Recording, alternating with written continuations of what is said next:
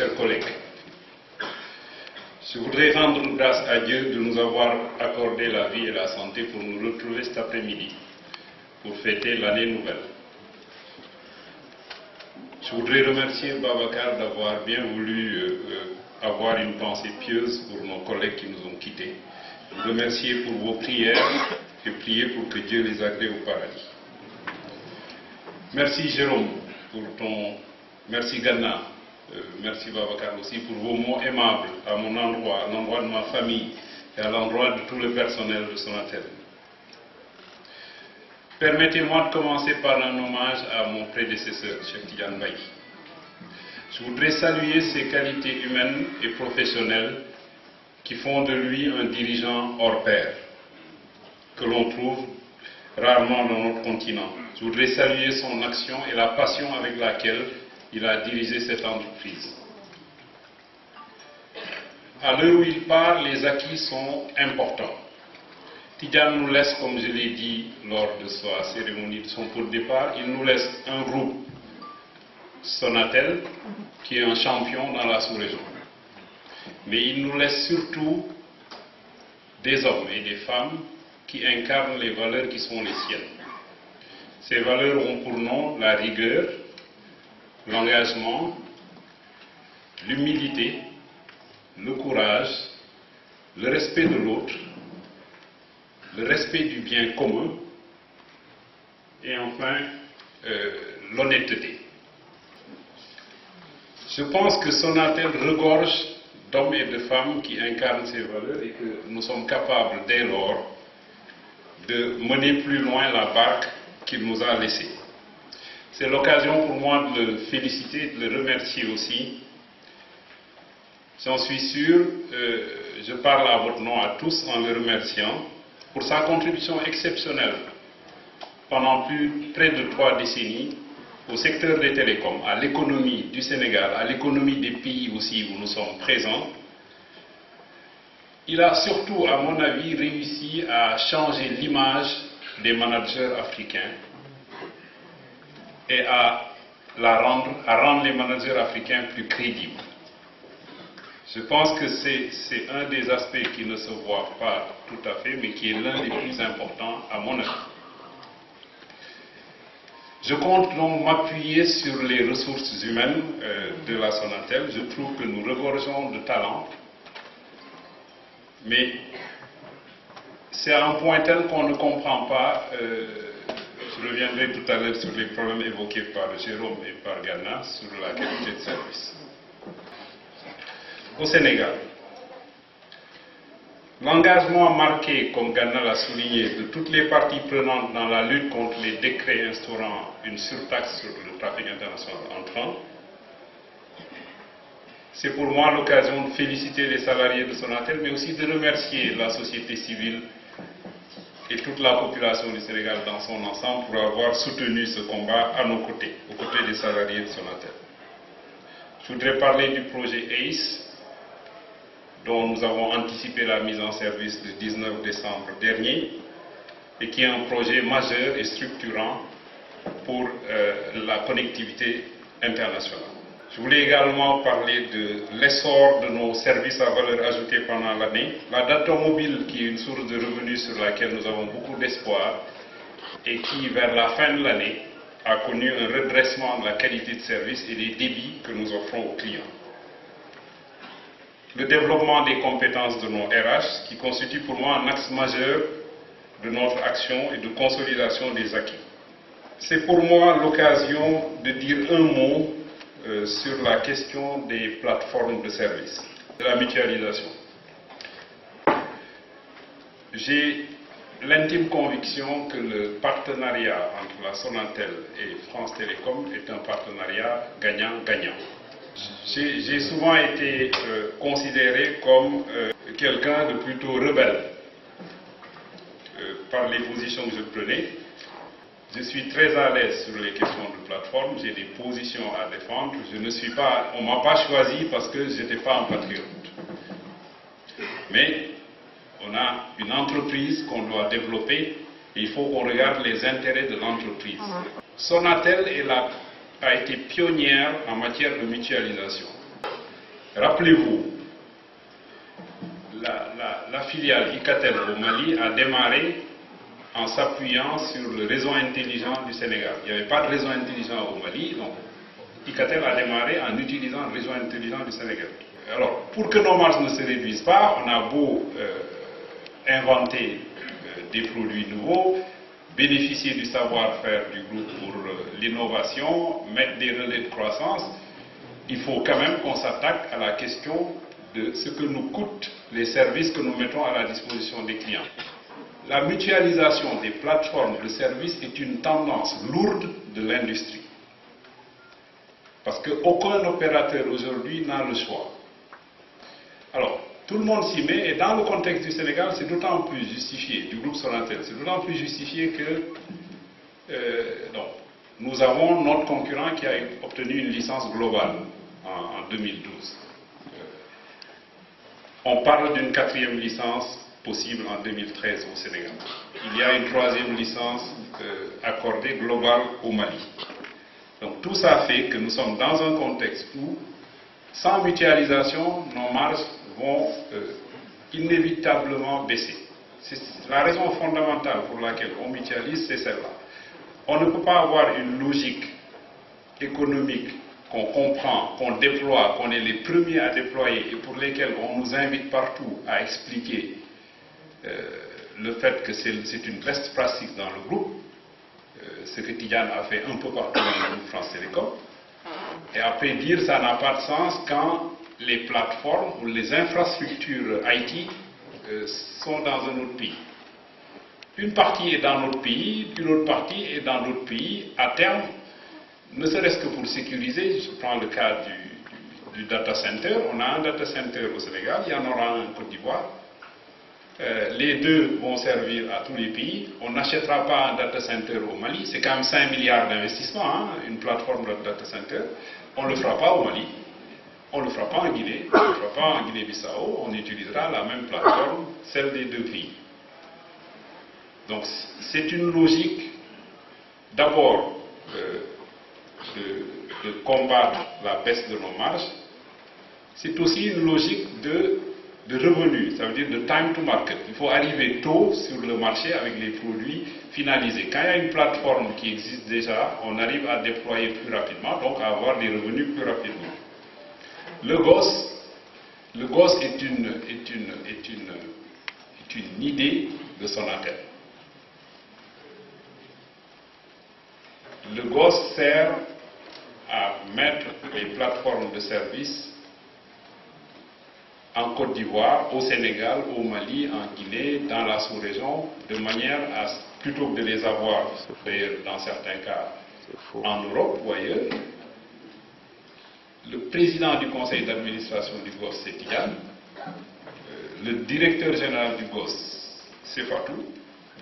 Donc c'est quand même une idée assez intéressante. Et par ailleurs, France Télécom n'a aucune action dans le GOS. C'est faux. Donc les actionnaires du GOS, le groupe Sonatel est pratiquement majoritaire dans le GOS. Je ne réponds pas à Babacar, j'avais déjà prévu d'en parler parce que j'ai reçu beaucoup de courriers, j'entends beaucoup de discours. Donc, continuons à dialoguer comme on l'a fait. Hein. On a initié un dialogue avec les partenaires sociaux dans lequel est très impliqué Ghana, Amadou Dem et tout ça. Continuons à discuter. Voyons les pour et les contre. Évaluons aussi tout ce qu'on dit. Quand on parle de perte d'emploi, parce qu'il y a des plateformes qu'on a enlevées, il faut bien évaluer. Pour l'instant, en tout cas, ça nous crée plus d'emplois qu'on en perd quand je raisonne à l'échelle du groupe Sonatel.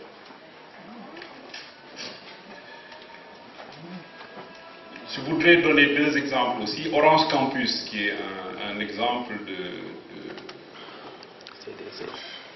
disons, de délocalisation d'une plateforme ou de ressources. Orange Campus est le troisième Orange Campus du groupe en dehors de France. Et il est au Sénégal et c'est à partir de là que tous les managers du groupe recevront des formations en français et en anglais qui seront dispensés ici par des formateurs qui viennent d'un peu partout, y compris du Sénégal. C'est aussi un exemple à l'image du gosse que on a besoin de savoir nous positionner dans cette affaire-là pour nous-mêmes en tirer profit. Donc j'encouragerai encore le dialogue entre nous pour que les choses soient claires pour tout le monde. Je voudrais aussi, au titre de l'année 2012, me réjouir de la revalorisation concertée de la grille de salaire et des primes, concertée avec les partenaires sociaux. C'est le lieu de se féliciter de la qualité du dialogue social au sein de Sonatel. Et je m'engage à tout mettre en œuvre pour renforcer ce dialogue social au sein de la Sonatel. À Founé et à Babacar Sarr, je réitère la disponibilité et la volonté de la direction générale d'entretenir avec vous et vos mandants des relations transparentes et sincères pour consolider la cohésion et le dialogue social. Cité partout en exemple. Je voulais aussi, au titre de 2012, dire que nous avons été la première entreprise certifiée QSE au Sénégal et au Mali, et que cela exige de notre part des comportements irréprochables, bien entendu, entre nous d'abord, vis-à-vis de nos fournisseurs, vis-à-vis de nos clients et vis-à-vis de toutes les parties prenantes d'une manière générale. Ces événements que je tenais à citer pour l'année 2012 se combinent aussi avec l'atteinte de nos objectifs globaux. Et ces objectifs globaux, ils ont été opérationnels et financiers, ils ont été atteints non seulement au niveau consolidé, mais ils ont été atteints dans chacun des pays où nous sommes présents. Je parle du parc de plus de 17 millions de clients, mais également du chiffre d'affaires, de l'EBITDA, des investissements et du free cash flow. Donc je voudrais, pour terminer sur l'année 2012, rendre hommage à chacun des 2800 salariés qui ont jour après jour produit et préservé ces très bons résultats 2012. Je demande qu'on s'applaudisse pour remercier chaque agent dans le rôle qu'il a.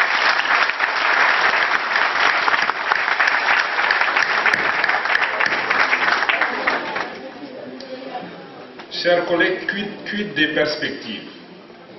C'est le philosophe Sénèque qui disait qu'il n'y a pas de vent favorable pour qui ne sait où il va.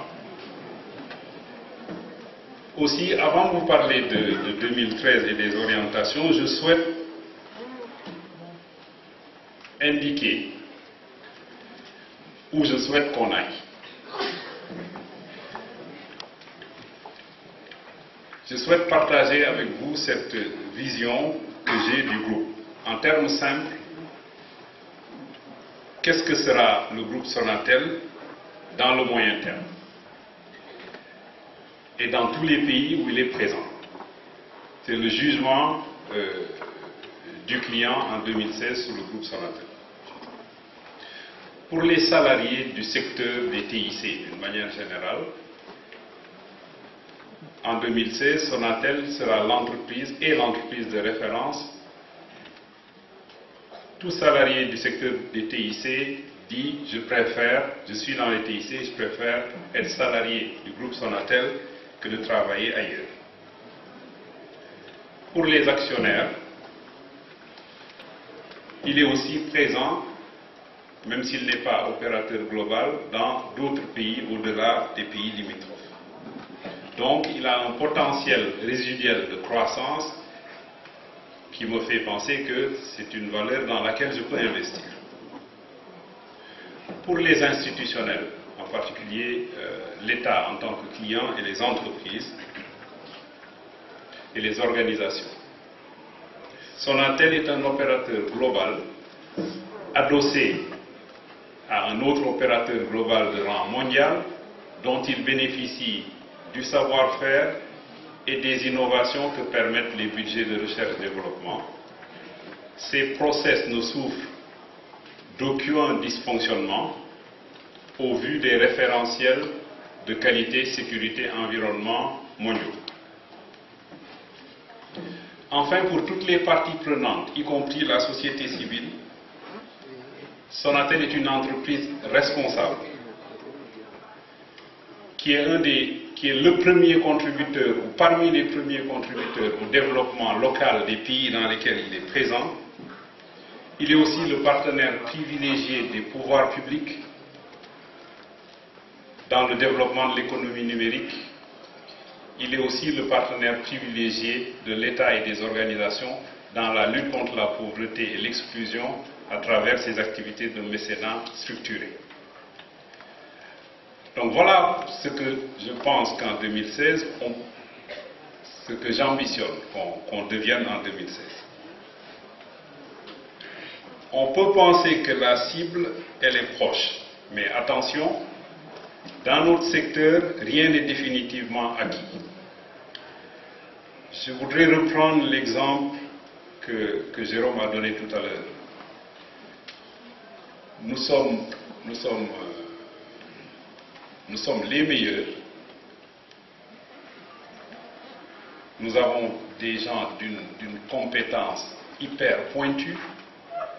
Nous sommes adossés à un groupe de rang mondial au sein duquel on a aussi toutes les expertises et qui nous apporte son savoir-faire.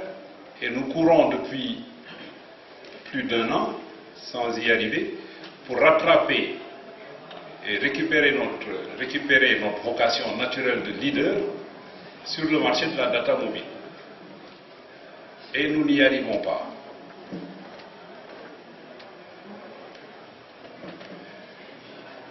Le changement du modèle économique dont j'ai parlé tout à l'heure,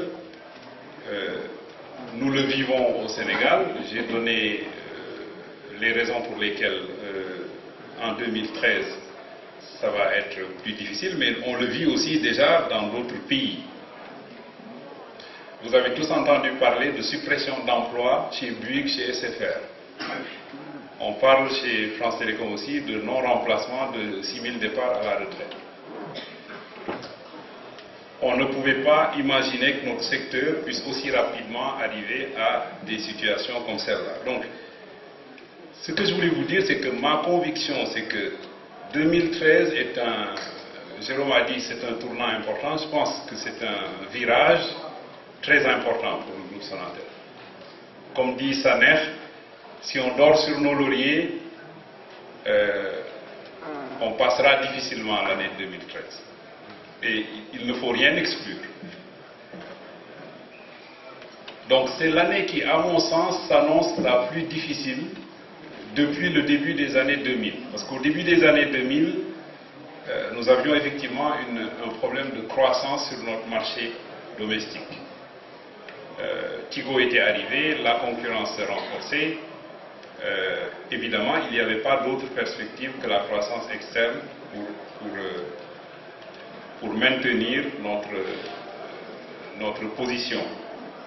Ça a été fait avec brio par Tigane.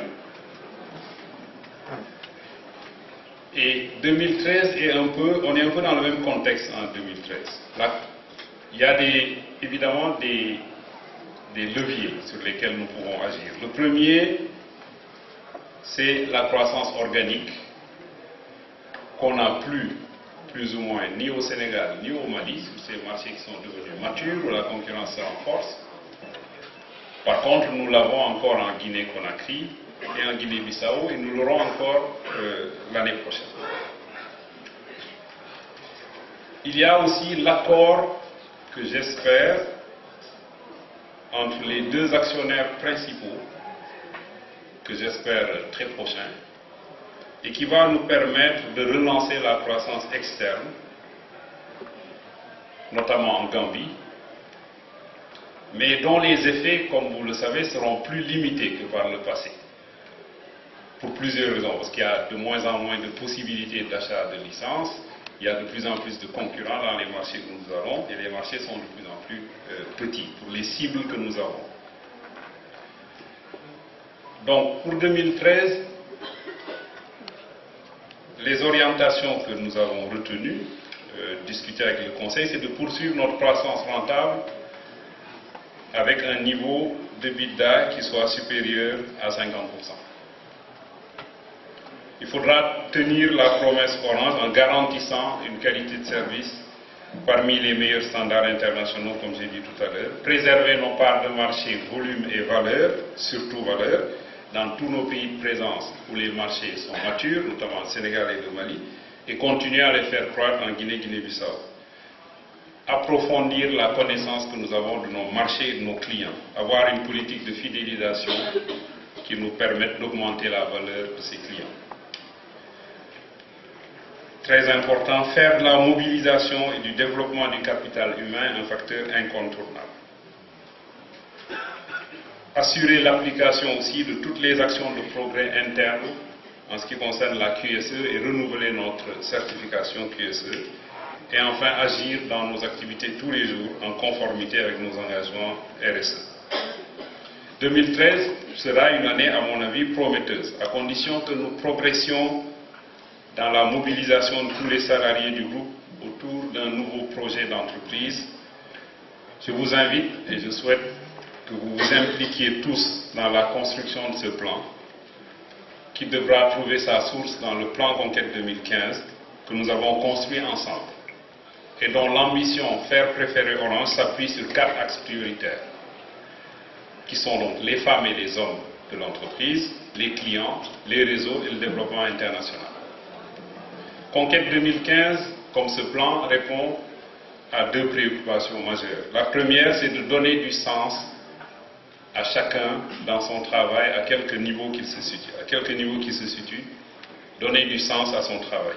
Et puis mettre le groupe en situation de relever les défis dans un contexte économique, concurrentiel et réglementaire, fiscal, complexe et mouvant. Si les réseaux constituent un axe majeur donc, de ce plan, force est de constater que la qualité du nôtre est aujourd'hui une donne importante qu'il nous faudra prendre à bras le corps. La qualité de service que nous délivrons aux clients, même si elle est meilleure que celle des concurrents, elle est loin d'être à la hauteur de la compétence, de l'expertise avérée, de la capacité d'engagement et de la capacité de mobilisation de Sonatel. Nos clients souffrent de trop d'incidents.